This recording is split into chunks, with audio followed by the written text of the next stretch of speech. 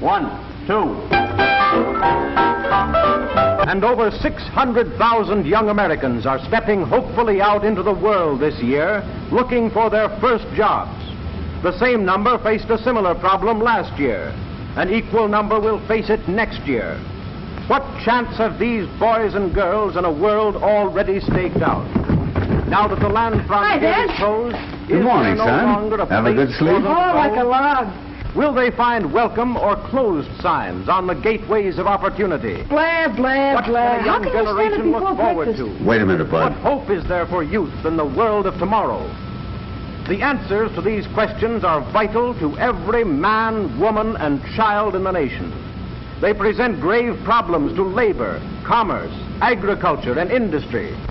Their solution should be of primary concern to education and government, for the quality of citizenship. You're telling is at us. stake. The facts involved, however, are both difficult Sorry, and complex. Dad, I gotta do it. He's breaking my The heart. manner in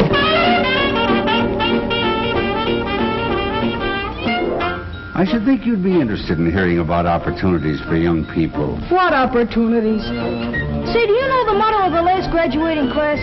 Something lofty, no doubt. Yeah. WPAU we come. That's super lofty.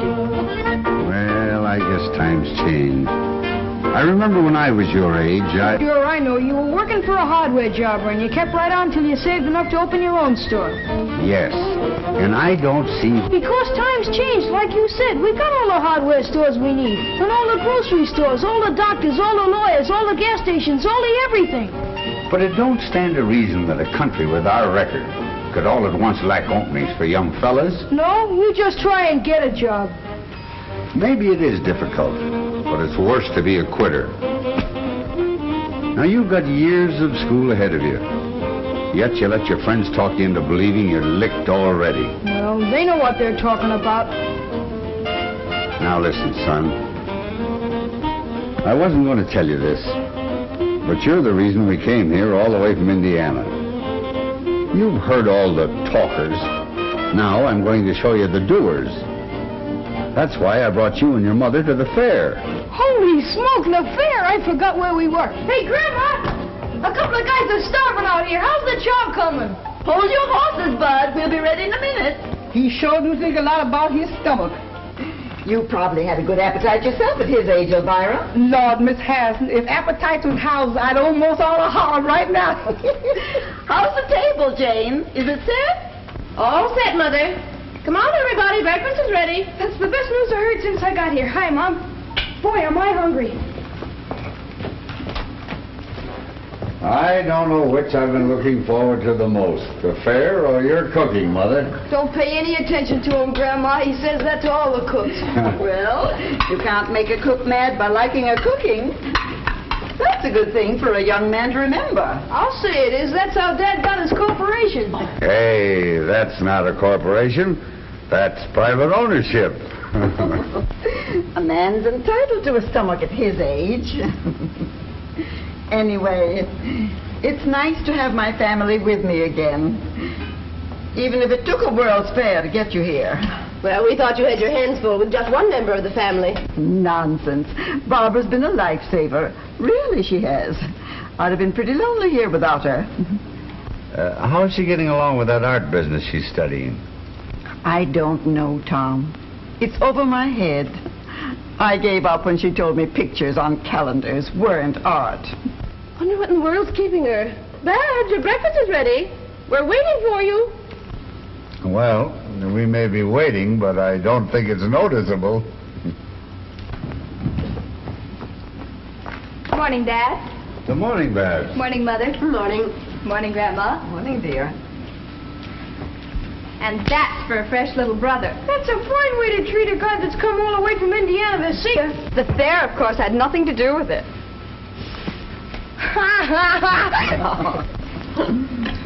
My, I never realized what a good-looking daughter I had. Oh, pardon me, we had. Grandma, do you have to run an all-night lunchroom for our boyfriends like Mom did?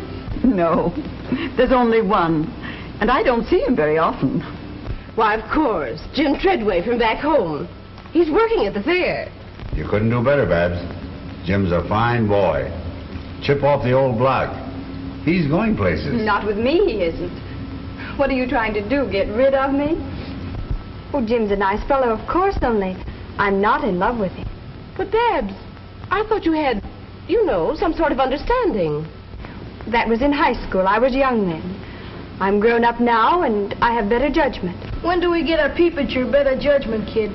Oh, I didn't know you were going with anybody else, Babs. Is it somebody we know? Now, Jane, there's plenty of time. We just got here last night and you want to know everything before she even gets a chance to say hello. There's nothing to get excited about. I'm not in love. At least I don't think I am. Oh, I was afraid something like this would happen. Oh, stop flying off the handle. I know all about it. Who is he, Babs? He's Nicholas Makarov, my art teacher. Oh, so you turned out to be a teacher's pet. I suppose you take him an apple. That will do from you, young man. Nick's been in America since he was a little boy. But he knows the world like we know Main Street. He's a genius. You like him. Oh, sure we will. Anybody you like is okay with us. Oh, I've got to be running along. I'm late. Where'll I meet you for lunch? Well, I thought it'd be kind of nice if we looked up Jim Treadway first. His folks said he's working at the Westinghouse building. Supposing we all meet there. Babs, why don't you bring Mr. Mac, your friend, along? We'd love to meet him. Sure, fetch him along, Babs. Well, all right, if he can get away. He's awfully busy right now, but I'll ask him. Goodbye. Goodbye, Bye-bye. dear. Yes, sir. It's just what this family needs. An artist. Now maybe we can get the house painted for nothing.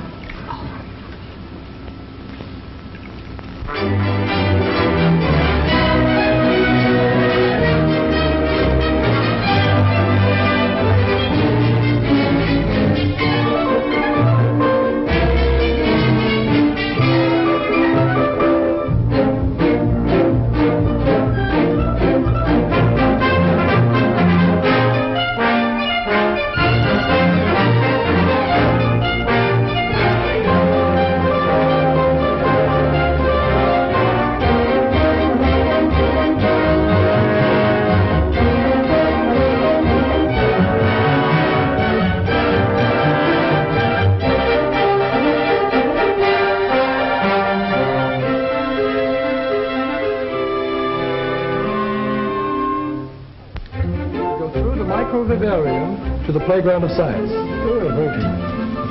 Hiya, Jim, how's the boy? Hello, Bud! The same old Bud. That's a new one, isn't it? Yeah, isn't it a beaut? Hello, Jim. Hello, Mrs. Harrison. How are you, Mrs. Middleton? Oh, Jim, it's so good to see you. You're looking fine. It's good to see you again.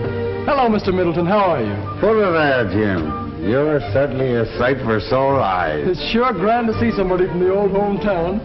When'd you get in? Just last night. Your father and mother saw us off. They said if we didn't look you up the first thing, they'd never speak to us again. Say, Jim, just what do you do around here? Are you a boss or something? Well, not exactly, Bud. I'm sort of backstop for the guys.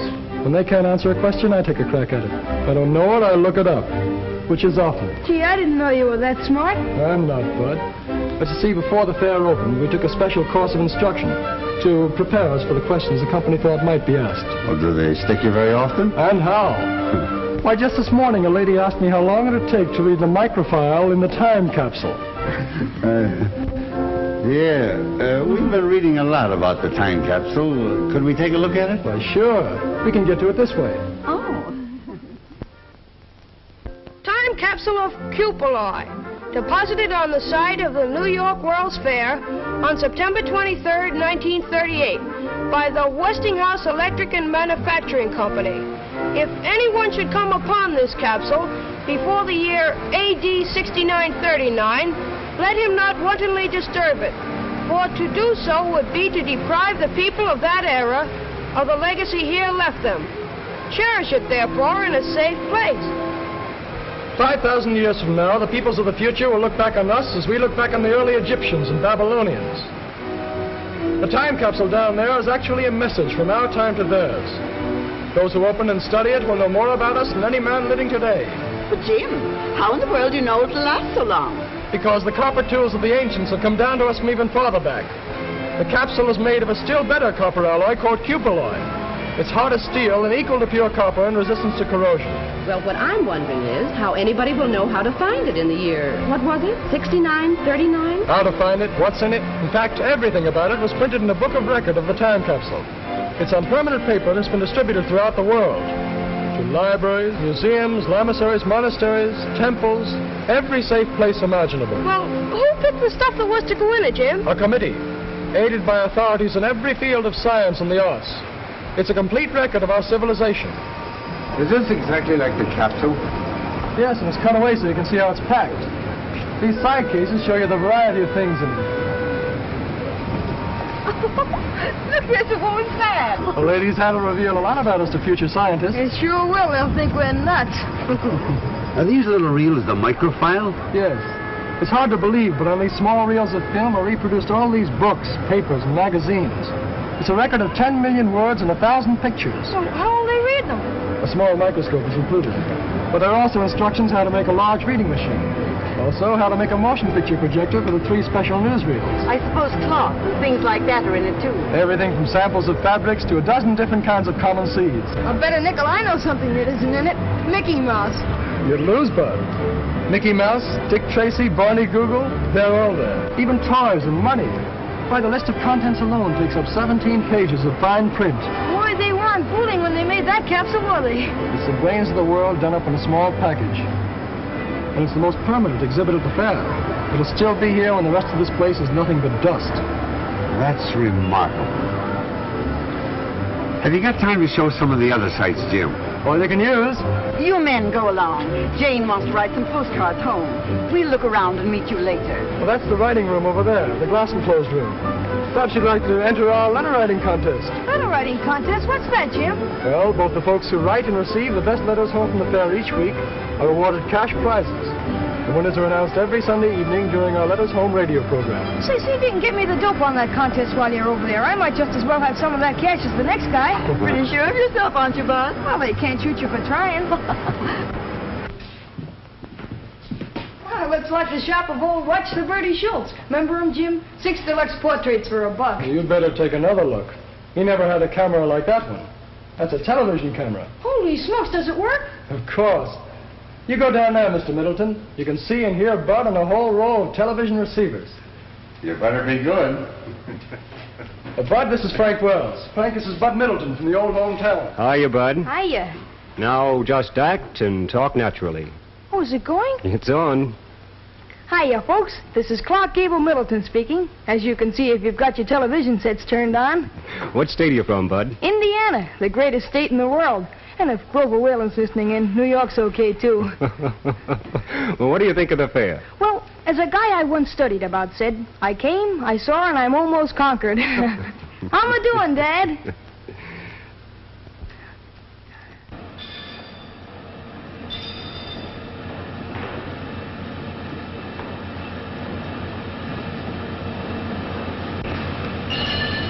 We call this the playground of science.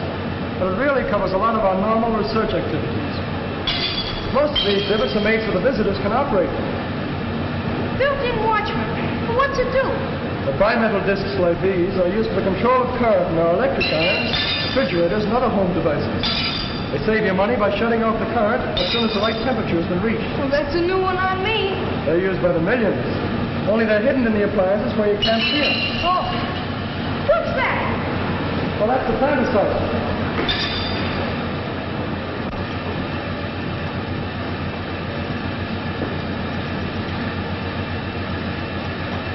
Say, Jim, don't you ever feel bad about passing up that chance to play pro football? Well, once in a while, I get the urge to plow into a line. But outside of that, there's more kick to this game. Oh, you don't have to kid an old friend of the family. I guess it must be pretty interesting. What gets under your skin about research is the attitude of the men in the labs. They work on the principle that nothing is impossible. You hear that, Bud? Oh, sure, but I don't believe it. Open your eyes, Bud. The proof's all around you. Why, the whole fair is a product of research. Uh-huh.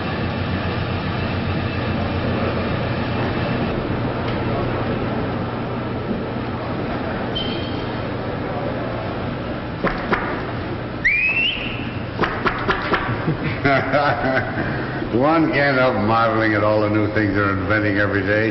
A company can't stand still under the American system of private enterprise. It has two ways to go, back or forward. If it can make better products than the other fellow, it moves ahead. If it can't, the other fellow gets the business. But in either case, the public benefits. You mean in better goods? Yes. That's where fellows like me come in. In our research labs, we have four main jobs. We must constantly improve our existing products, so more people will be enabled to buy them. We must try to lower their cost by cutting waste of effort and material. Then we must anticipate the demand for new products before people realize they need them. Well, that's only 3 jobs, Jim. I kept counting. The last is industrial prospecting. Like prospecting for oil or gold. Sometimes we hit gushers, like radio, mechanical refrigeration, or air conditioning. Then 100 new industries spring up and thousands of new jobs are created. And another boost is given to our standard of living. Just remember that, Bud. Well, here's something else that might interest you, Bud. Here's the oscilloscope. Talk or blow or whatever you did before into the mic, and you'll see your voice projected on the screen.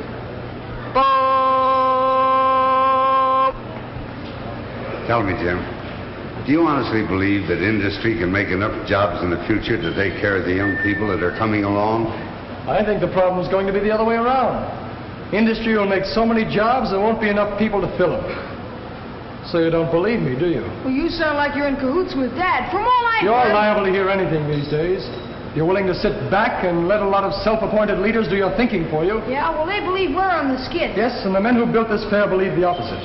And what's more, they back up their belief with $200 million worth of facts. Well, maybe the other side would, too, if they weren't busted. And they'll stay that way, till they learn that prosperity and pessimism don't travel together. But they're like you, Bud. They don't like facts. Oh, I don't mind them, Jim. Good. Then I'll introduce you to a few. Come along.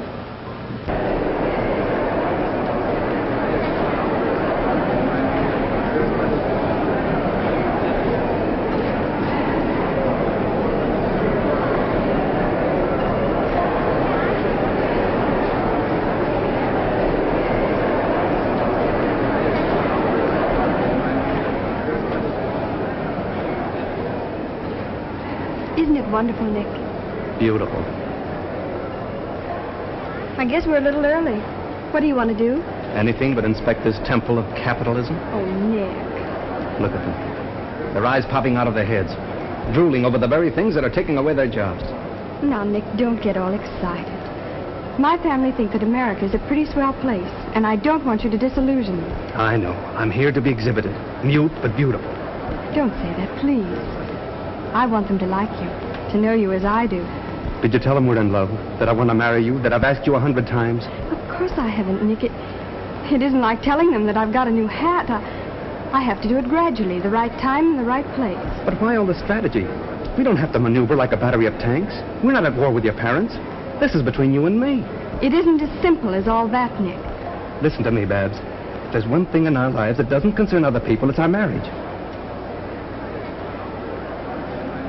We can slip away after lunch, and by dinner time, you can be Miss Smeckle. Not so fast, Nick. Give me a chance to find out whether I really love you or not. Then if I do, all right. I want my family's blessings beforehand, not when they can't help themselves. Afraid of being cut off with the proverbial shilling, darling? No. Money doesn't count where love is concerned. No, of course not.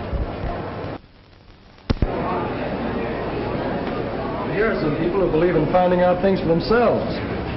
These boys and girls are all members of the Science and Engineering Clubs. They're sponsored by the American Institute of the City of New York to encourage the scientific knowledge of young people. The movement's spreading over the whole country. Now, this is the kind of a thing that appeals to me. Do these same kids stay here during the whole fair, Jim? No, there's constant rotation.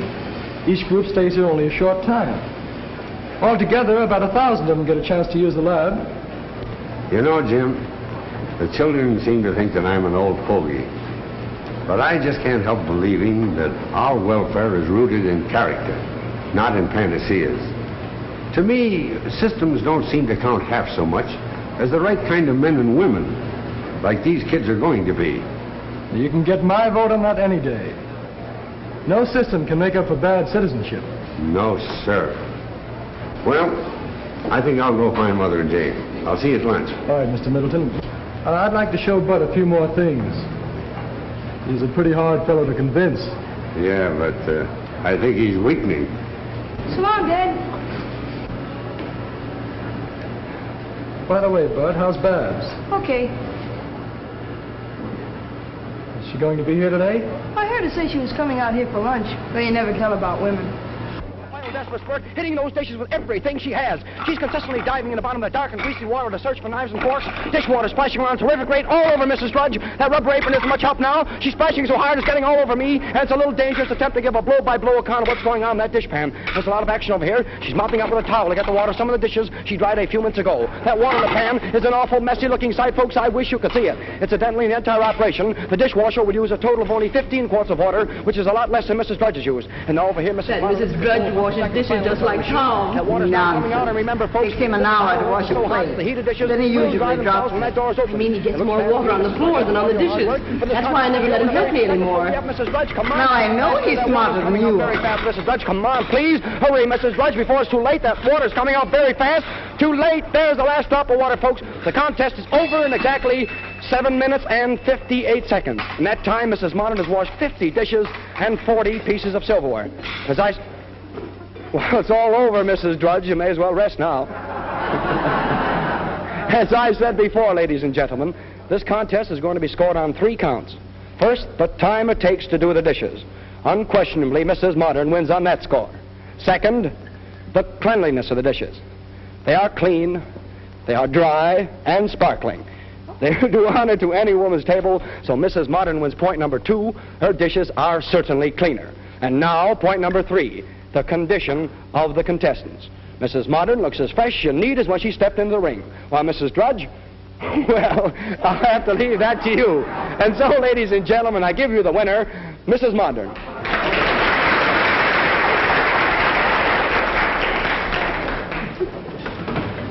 I'm tired just from what that announcer said. Did you hear him, Mother? In 15 years, the woman washes, dries, and stacks a pile of dishes 9 times higher than the Empire State Building. Imagine it. Well, that didn't impress me half as much as seeing Mrs. Modern read a paper while her dishes were being washed. She'll look young when she's 100. Hi, Babs. Shake hands with an old pal of yours. Why, Jim. Babs, How are you? It's nice to see you again. you're looking well, as usual. Oh, this is Mr. Makaroff, my art teacher. Nick, this is Jim Treadway, one of the hometown boys. We're glad to know you, Mr. Makaroff. How are you? And this is my little brother, Makaroff. Hello. Oh, say, Babs, we're on our way to the Hall of Power. Why don't you tag along and learn something? Well, there's plenty of time before we meet the folks. I don't know, it might be fun. What do you think, Nick? All right, but don't expect me to be amused. There's nothing funny about the tools of capitalism.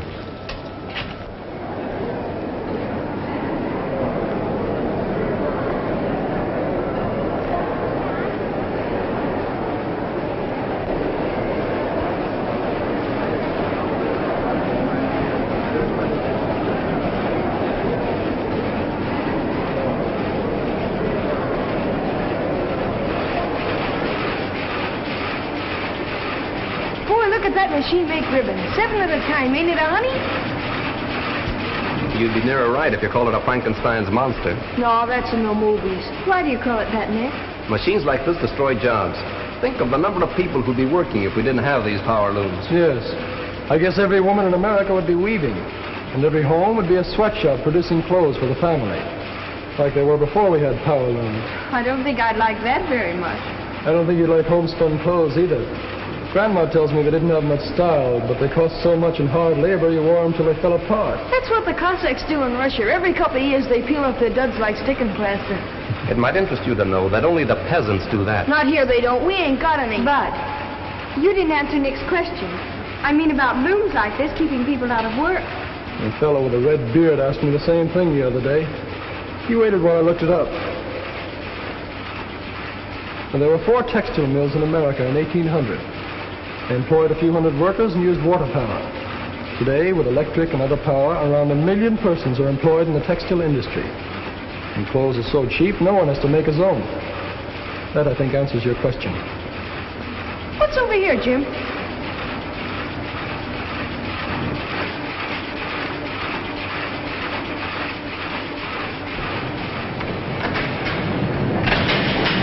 it, Jim? Look at that thing go around. It's a manipulator table used in a steel blooming mill. You can control a billet with these switches. Watch out, it's going off. Oh. The photoelectric equipment keeps it on the table. I suppose you're going to tell us machines like this benefit labor. And how? Not many years ago, steel making was a dangerous occupation. Now, the safest place a steel man can be is in the mill. It's safer than his home. That's right, capitalistic propaganda. Oh, you're kidding, Jim. I'm stating a fact. I know one steel plant that employs 10,000 men. While 15 of them lost their lives at home and other places, not one was lost in the steelworks. That's hard to believe. Well, there's the answer right there. Electrical control. Instead of swinging a sledgehammer all day and risking his neck, the steel man sits where Bud is and does his work with the master switches. Well, if one man can do all that with a machine, then I agree with Nick. It can't help but lessen jobs. Here's why they don't, Babs. It's very simple. Machine production makes better and cheaper products. As a result, more people want and can buy them. That in turn creates a demand for more labor. That's just one of those so-called economic laws that doesn't work in practice. It works in steel, printing, textiles, and automobiles, and they're the most mechanized industries in the country. Yes. Let's go see what's over here, Nick.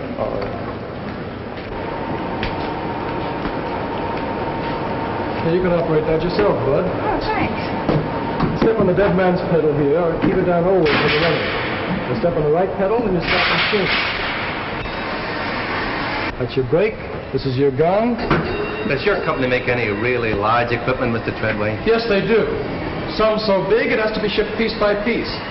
For example, an electric furnace we made for a large motor company is 330 feet long. I thought so. Those are the kind of machines that displace men. Mass market industries don't modernize to save jobs, Mr. Makarov. Their aim is to increase production. That's how employment is created. The only way, in fact. General statements don't mean much to me, Mr. Treadway. All right, facts then. I know in 1 year these people spent $9 million for what you call labor-saving machinery. That same year, they increased their payroll by 40,000 men and $88 million. Funny how a guy with facts can break up an argument. I suppose you think that's funny. Oh, so you can't take it, huh? Don't you think we'd better look up for folks? It must be nearly time for lunch. Yes, I guess you're right. They'll probably be looking for us. Come on, Bud. Okay. Nick, please be careful during lunch. Dad looks on things the same way Jim does, and he might take you seriously. But I am serious. I know, but promise me that you won't start an argument. All right, if you say so. But I won't enjoy myself.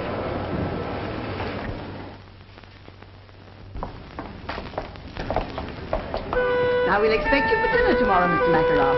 And please come early. Then we can have a chance for a nice, long talk. Thank you very much. I'll be glad to come. Sorry I have to break away now, but I must get back to school. Au revoir. Goodbye, Mr. Makarov. I enjoyed meeting you all. Sorry, but I must go. Au revoir. Goodbye. Babs. Oh, boy, was that a meal. I could go for chow like that all the time. You do, and you'll wind up in a sideshow. Well, did I behave all right? You were fine. Only don't misinterpret Dad's approval of Karl Marx. He thought you were talking about relatives of Groucho and Harpo. I don't believe I know them. Well, see you in class, Babs. Adios, linda mia. Now, I won't take no for an answer. You're coming to dinner, too, and like it. Hey, Jim, how about showing Dad the Hall of Science? He'll go for that. I'd be glad to, Bud. Fine. How about you, Mrs. Harrison? Would you care to join us? No, thank you. I want to show Jane and Barbara some of the things in the Hall of Electrical Living. Well, say, Electro, the motor man, will be doing his tricks at 2 o'clock. Let's meet there. All right. Come on, Jane. Barbara.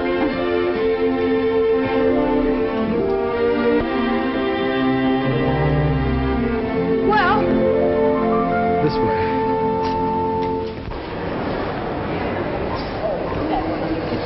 Yes.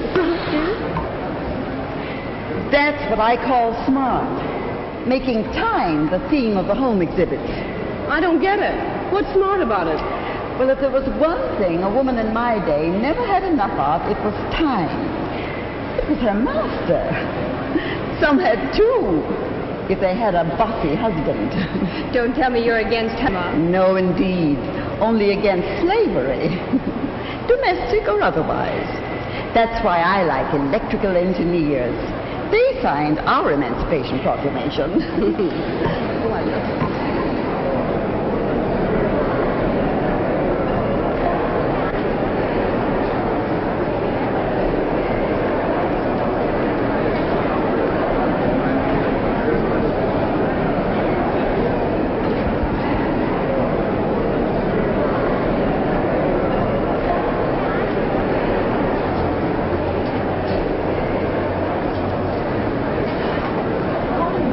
Beautiful kitchen. Neat, isn't it? Neat? Nothing. It's a paradise. No one who hasn't cooked over a wood stove by the light of a kerosene lamp can really appreciate what it all means. The steps, it would say. The good old days, eh, Grandma? Yes, and anybody who wants them can have my share. This is the new electric dishwasher. That's keen. Bud and Dad would sure go for it. They're the official dish dryers. Tom's going to get me a dishwasher like that for my birthday. It's the last thing he ever does. But, Mother, your birthday was last month. Well, I've just decided I'm going to have another.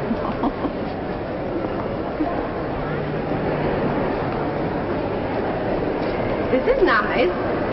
Very modern. Masculine, too. Miss, is that a three-way floor lamp? Yes, madam. You should show Nick these rooms, Barbara. It's a subtle way to set his feet in the right path. Well, what do you mean, Grandma? Well, even artists have to live, so there's no harm in showing them how you'd like to do it. Oh, that's old-fashioned. There are more important things today than homemaking. Maybe, but I don't know what they are.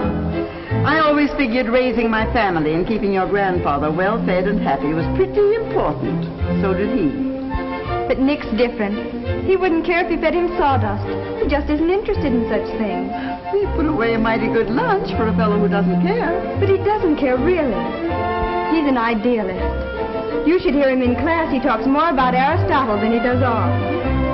Did he tell you how Aristotle got the time to be a philosopher? No, I don't believe he did. Well, he talked the richest woman in all Greece into marrying him. And so, ladies and gentlemen, with a great deal of pride and pleasure, I present to you Electro, the Westinghouse Moto Man. Electro, come here. And here he comes, ladies and gentlemen, walking up to greet you under his own power.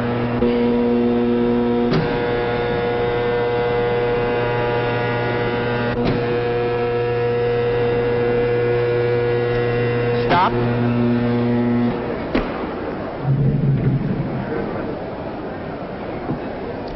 You see, all I need to do is to speak into this phone, and Electro does exactly what I tell him to do. Sometimes. But I don't see why I'm telling Electro's story when he's perfectly able to tell his own. So let's listen and see what Electro has to say to us today. All right, Electro, will you tell your story, please? Who? Me? Yes, you. Okay, Toots. Ladies and gentlemen, I'll be very glad to tell my story. I am a smart fellow, as I have a very fine brain of 48 electrical relays. It works just like a telephone switchboard.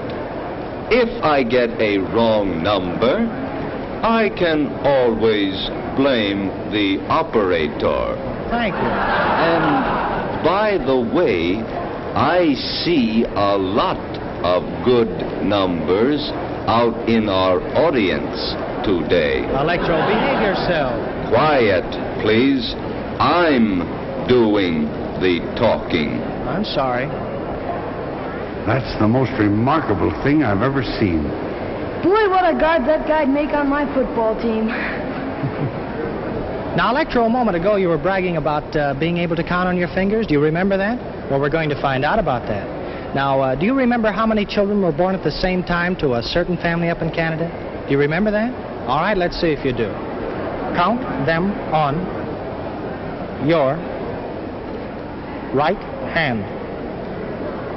1, 2, 3, 4, 5. 5? Well, that's absolutely correct. Why, he's almost human. If he wasn't so big, I'd take him for an engineer. All right, now, Electro, I know you enjoy these, and I'm really going to try to give you a nice pleasure out of these. So here you are. You got that? Now hold on to it. You may now smoke this cigarette. Go on. Oh, yes, Electro, you do need a light, too, don't you? All right, here you are.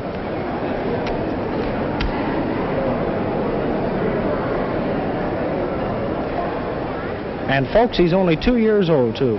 Just learning. How can he do all those things, Jim? He's full of motors, gears, cams, and photoelectric cells. You could fill a book with all the electromechanical principles involved in the thing. All he lacks is a heart and a brain. If you ask me, I'd say he had nothing but brains. Well, then all he lacks is a heart. He's not the only one. What's an 8-letter word for a gusty wind in Patagonia? Begins with W. Have a heart, Grandma. How can I write a prize-winning letter with you asking about wind and things? Oh, I'm sorry, Bud. I won't do it again. Well, that's all right. I'll give you a lift when I finish this. If I ever do.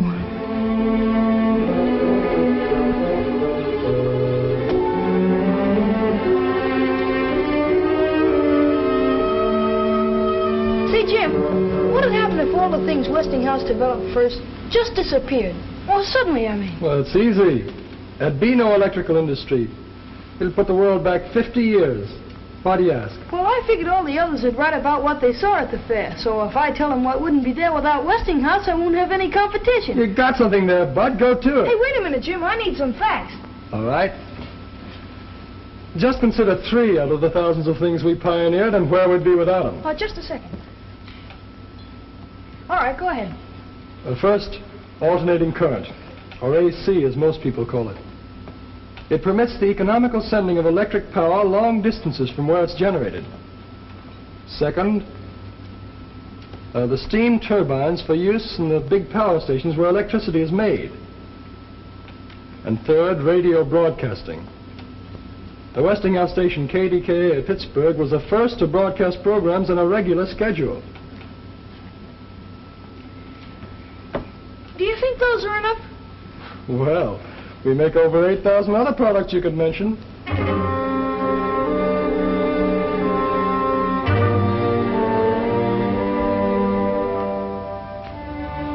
I don't like that guy either, Jim. I didn't say I didn't like him. Well, you'd be surprised what a fellow like me finds out just keeping his eyes open. Jim, come over and talk to me. Sit down. How are you coming along? Well, I thought I was doing all right until Babs, well, turned from science to art. You're just like your father. He wasn't very smart where women were concerned either. It wasn't until he fell off the roof and broke his leg that your mother found out that she loved him. Do you think that'd help? I don't think it's necessary. Most women, you'll find, pick husbands who see the world pretty much as they do, who think as they do about religion, war, politics, yes, even communism. They do it unconsciously. It's bred into them from childhood. Yes, but they can make mistakes, too. And they can also correct them if you give them a little time. I never knew time had so much to do with love. I don't understand what you mean exactly by abstract form, Nick. That's the trouble with verbal language. It's too clumsy to express elusive qualities. But to me, abstract form is the essential substructure. In short, the fundamental rhythm underlying our conceptions of spatial limitations. Do I make myself clear? Oh, perfectly. It's very clear now, thanks.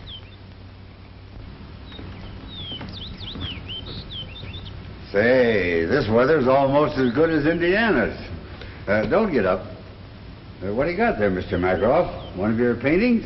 Yes, it's a work that I'm rather fond of. A good piece of abstract painting, don't you think?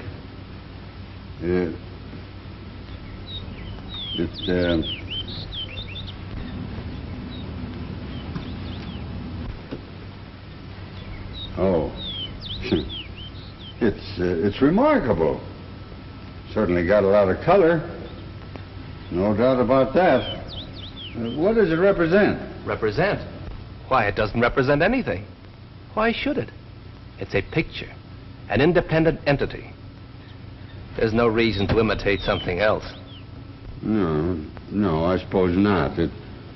It's just that I'm sort of used to looking at pictures of people and objects, you know. Why? Why? Well, it's,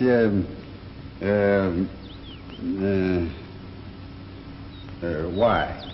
If you want a house or a flower, you can go and look at them.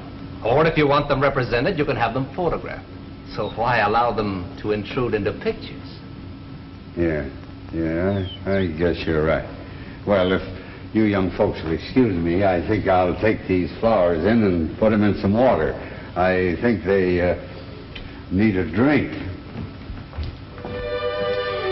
Dad's idea of fine art is rearing a two-fisted family. Too bad. He ought to keep up with the times. I meant to show you this before. What do you think of it? Oh, it's unique, all right. I don't think I've ever seen a ring like it. It's really a collector's item, a rare specimen of barbaric jewelry. It's been in our family for about 300 years. 300 years? Notice its color. Why, it's a study in polychromatic harmony. It's beautiful. Really lovely. Oh, no, Nick, I couldn't take a ring like that. Why, it must be priceless. Don't be silly. I want you to have it. No, please, I couldn't think of it, really. Wear it for a while. There's no harm in that. As a favor. Oh, no. Now you're being provincial, Babs. Well, just for a week or so.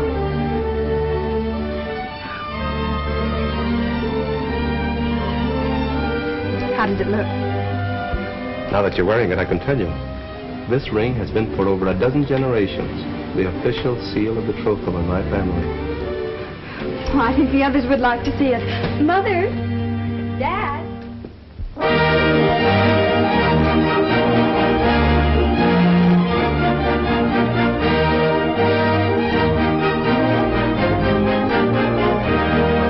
It's too big to describe in a song or a sonnet, so dress yourself up in your best bib and bonnet. The Westinghouse man has a welcome upon it for you when you come to this fair. Well, thank you. And now, the fourth winner in our Letters Home contest, a very young man from Riverdale, Indiana. Dear old Indiana, garden spot of America, Mr. Bud Middleton. All right, this way, Bud, and congratulations. Now, your prize-winning letter in the Westinghouse contest made all the judges sit up and take notice. These are unusual judges, that's all they took. Well, let's see, you had all your family with you, according to your letter, so you wrote that letter to a pal of yours back in Riverdale, didn't you? Yeah, to Tubby Parker, but I won't know how much of a pal he is until I get back home and find out if he's been dating my girlfriend. Oh, maybe you made a mistake writing to Tubby. Remember, he gets half of your money, you know. Oh, that's okay, but I'm serving notice. That's as far as our sharing goes. Well, that's fair enough. But tell me, Bud, what are you going to do with your prize money? Well, I think I'm going shopping for parts to make a shortwave radio set. There you are, folks, the boy of tomorrow. But no fooling, Bud. Really, you wrote a mighty interesting letter. It described how the fair would look without the electrical contributions of pioneers like Westinghouse. Imagine a fair without electricity. The folks? Hello, folks.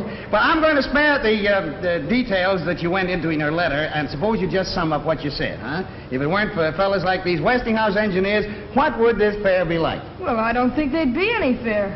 Well, that's fair enough, too, isn't it? And very much to the point. Thank you very much, Bud, for those kind words.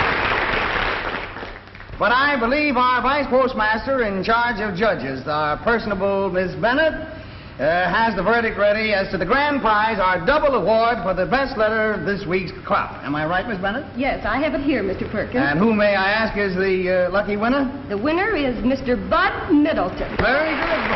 Oh, boy, the jackpot! Electricity, here they come!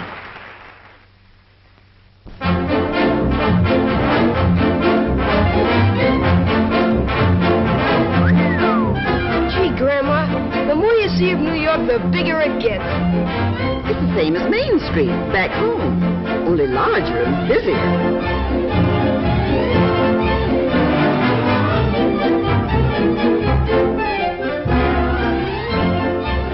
Maybe we can get what I need here.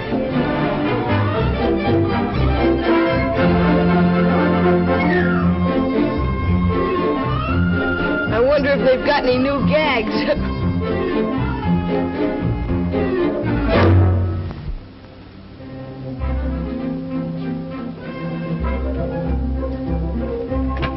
The spitting imager, I'll eat your hat without salt. We might be wrong. May I see the box of rings in the middle of the window, please? Why, certainly. You can search the city, but you won't find a nicer piece of costume jewelry. There's a scene, all right, Grandma. That's a perfect copy of a ring in a Moscow museum. Is it very expensive? Well, I'll be very honest with you. It's worth more, but you can have that for $2. And at that price, I'm practically giving it away. I'll have a half a dozen, if you please.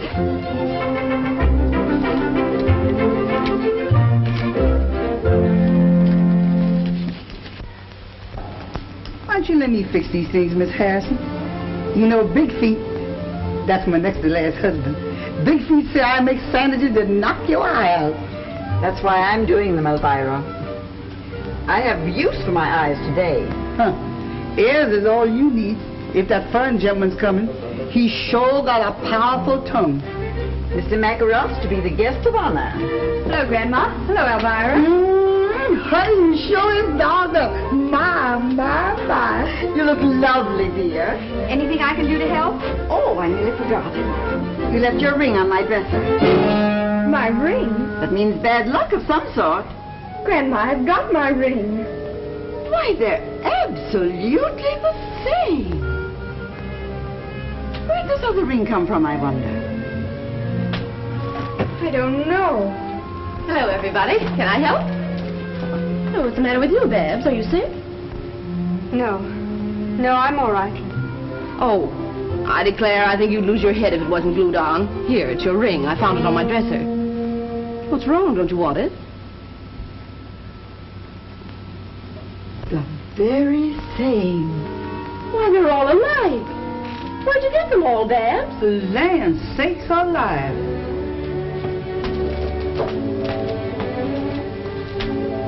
Do you know what this is all about, Mother? Me? How should I know, Jane? Come on now. Take these sandwiches in and stop looking at me as if I'd stolen your purse.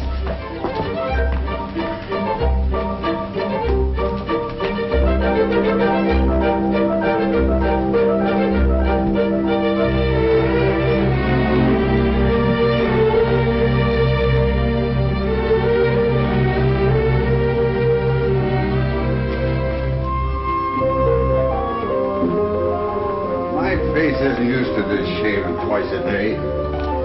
Why I should look pretty is beyond me. You won't even know I'm around. Where's my tobacco? Oh, Babs, you left your ring in the bathroom. You know, that's no way to treat a valuable ring like this. You might lose it. Say, how many of them have you got, anyway? Too many. Hi, everybody. Has the eating commenced yet? Gee, I haven't had anything to eat in about 4 hours. Food is good, but the service is awful. Oh, say, kid, just how many rings did that guy Nick give you? Was he in the jewelry business? Well, I found 2 of them in my room. Holy smoke, you got $1 million.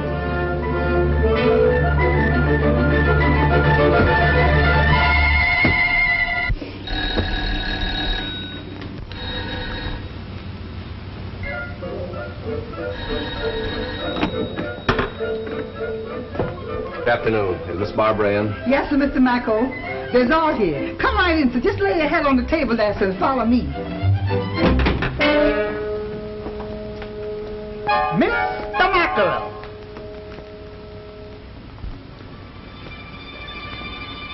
Good afternoon, Mrs. Middleton. Hello, Bud. Mrs. Harrison. How are you, Mr. Middleton? Babs. Haven't you lost something? Young ladies shouldn't leave their valuables lying around. I found this on the hall table. Quite a study in polychromatic harmony. Don't you think? Why, the dirty crook told me there was only one of them. Took one of them, then give her a chance. Hey, let go of my arms. Will you get up? Hey, come on now. You gotta beat it, Nick. He's a wild man. When he gets going, I can't hold him much longer.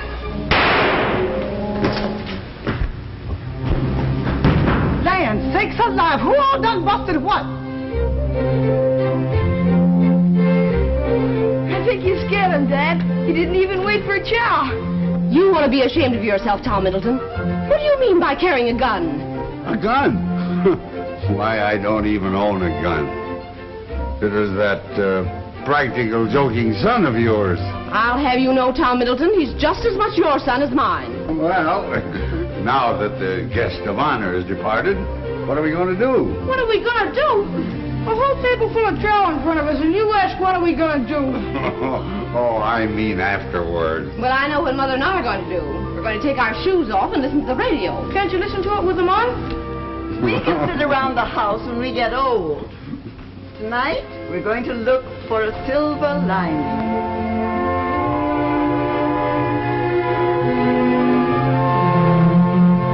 Just 46 years ago this month, I was doing the same thing, watching the lights of a World's Fair. The Columbian Exposition at Chicago. That was the first American fair lighted by electricity. Yeah. And Jim's company furnished most of the lighting for it. We've come a long way since then. Say, Jim, did you hear about the dame asking when the keepers feed the lagoon?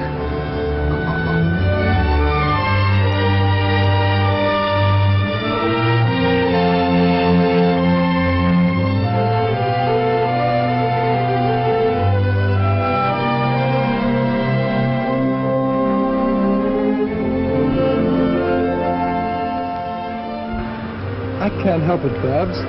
I've got to talk. Please, Jim, not now. Just let me hold on to you.